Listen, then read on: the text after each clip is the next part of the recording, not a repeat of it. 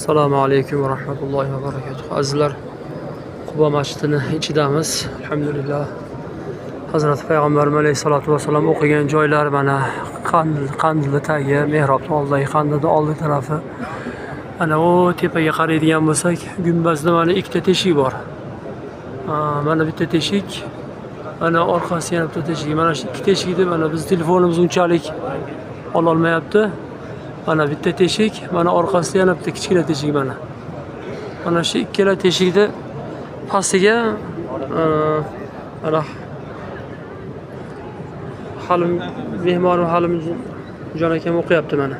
Mana shu joyga tuya cho'kkan. Mana bu joyda guruhimiz o'qiyapti mana.